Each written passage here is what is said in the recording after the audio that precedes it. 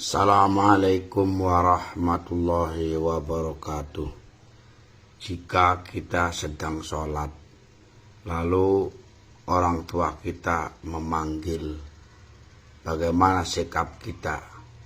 Apakah kita menjawab panggilan orang tua lalu membatalkan sholatnya, ataukah kita meneruskan sholatnya dan mengabaikan panggilan orang tua, ataukah kita menjawab panggilan orang tua dan kita meneruskan sholatnya?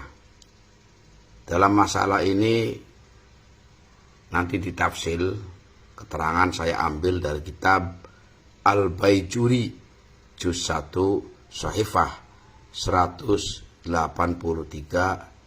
kalau dalam kitab saya, dan kitab Mahalli Al-Qulyubi juz 1 Shahifah 189.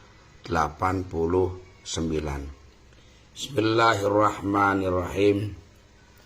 Wa ijabatul walidaini, utawi njawab ing wong tua loro iku haramun, hukume haram, fil fardi ing dalem salat fardu, li anna qat'ahu karana satuhune megot fardu iku haramun haram, jaizatun tur iku wenang, fin nafli ing dalam salat sunnah.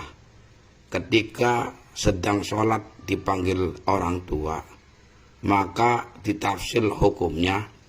Apabila sholatnya adalah sholat yang fardu, maka menjawab panggilan orang tua hukumnya adalah haram, karena memutuskan sholat fardu hukumnya haram. Akan tetapi apabila sholat itu adalah sholat yang sunnah, maka menjawab panggilan orang tua hukumnya adalah boleh.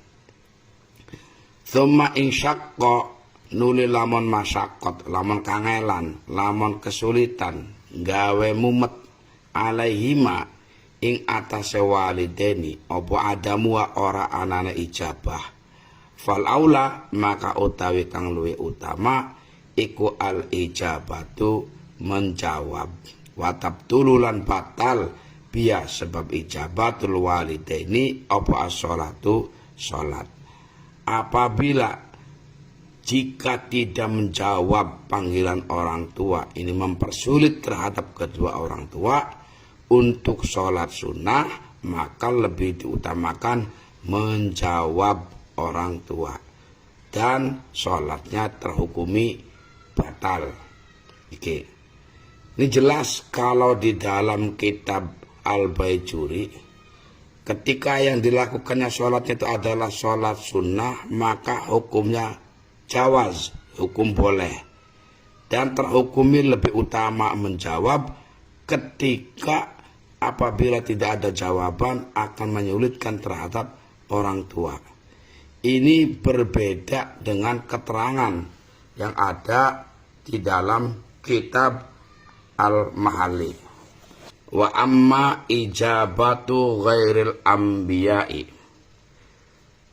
lan anapun jawab selain para nabi iku faharamun, hukume haram, fil fardi ing dalam salat fardu, mutlakon kelawan mutlak. Menjawab panggilan kalau yang memanggilnya adalah bukan nabi, maka terhukumi haram pada salat fardu secara mutlak, artinya dengan adanya sababiyah atau tanpa sebab. Wa makruhatun, lan hukume makruh, fin nafli ing dalam salat sunnah. Ini perbedaannya. Kalau dalam kitab Al-Baijuri hukumnya adalah jawaz, dan bila sangat diperlukan oleh kedua orang tua untuk menjawab maka lebih utama. Tapi dalam kitab Al-Qulyubi malah justru hanya kalau sholatnya sholat sunnah, maka menjawab panggilan orang selain nabi terhukumi makruh. Padahal makruh dengan jawaz jelas definisinya berbeda.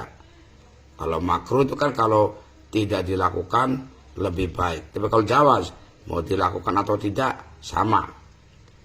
illa liwalidin, kecuali kedua wong tua, wala unsa lan senajan anane walid iku wadon, au baidan atawa adoh, insyaqqa lamun masyaqat, alam kangelan kesulitan alaihi ing atase walid, apa adamul ijabati ora anane jawab, fala tukrahu maka ora dimakruhaken. Lah, kalau di dalam kitab Al-Mahali jelasnya begini, kecuali apabila yang memanggil itu adalah orang tua, sekalipun itu adalah perempuan ataupun dari jauh, apabila tidak adanya jawaban ini bisa mempersulit terhadap kedua orang tua, maka hukumnya tidak makruh. Ini beda dengan yang tadi. Kalau yang tadi hukumnya adalah aula, artinya apabila sangat diperlukan untuk menjawab panggilan orang tua, maka terhukumi lebih utama. Kalau dalam Al-Mahali, maka terhukumi tidak makruh. Ini kalau seperti ini, kalau dalam kitab Al-Mahali nanti akan mengandung kesan berbeda. Wa taqyidul muhasi, utawi oleh ngoidine Imam Al-Muhasi tabal karamat lil Qulyubi, mari Imam Qulyubi tadi yang tadi dibaca dalam kitab Al-Qulyubi, al-jawaza ing wenang. Karena tadi hanya dihukumi antaranya makruh dan tidak makruh. Makanya kalau melihat di dalam kitab Al-Qulyubi, hukumnya adalah hukum boleh itu insyaqqa alaihima adamuha. Ini karena hukumnya tidak makruh, ini berarti apa? Hukum jawaz. Berarti hukum jawaznya adalah apabila tidak adanya menjawab panggilan orang tua itu bila menyulitkan, baru terhukumi jawaz dalam kitab Al-Qulyubi. Berarti apabila tidak menyulitkan, maka hukumnya nggak boleh. Kan begitu berarti tuntutannya. Maka saya ada keterangan, yaqtadi annau illam yashqa alaihima adamuha.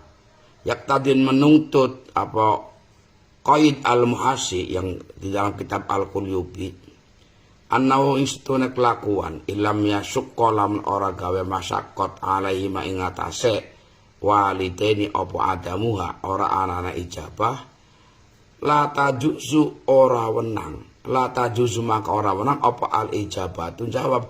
Berarti kalau dalam kitab Qulyubi, berarti kalau andai kata tidak menjawab panggilan orang tua, tidak mempersulit orang tua, maka terhukumi seolah-olah tidak boleh. Kan begitu. Padahal walaisa kadzalik. Walaisa lan ora ana apa al-amru itu perkara iku kadzalik kayak mengkono mazkur, yaitu la tajuzu al-ijabah. Padahal masalah enggak seperti itu. Li'anna qad an-nafli jaizun. Li'anna qad an-nafli qarsatune mutus salat sunnah iku jaizun hukume wenang alias boleh, walau bila sababin lan senajan kelawan tanpa sabab. Karena memutuskan salat sunnah iku hukumnya boleh walaupun tanpa sebab.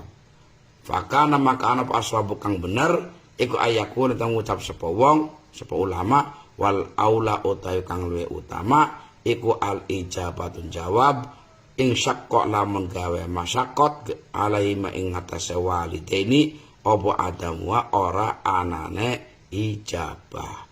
Kama kaya keterangan fi ibarat Romli ing dalam ibarat Imam Romli wa ghairan liyane Imam Romli.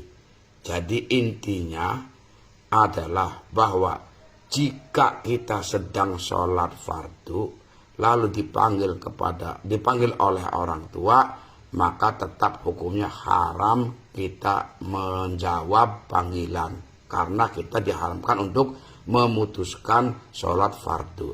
Tapi jika sholatnya itu adalah sholat yang sunnah, maka ketika dipanggil kepada orang tua, maka hukumnya boleh kita menjawab panggilan orang tua dan membatalkan sholat sunnah. Bahkan jika itu dianggap sangat penting menjawab panggilan orang tua, lebih utama menjawab daripada meneruskan sholat sunnahnya. Sekian, mudah-mudahan bisa bermanfaat.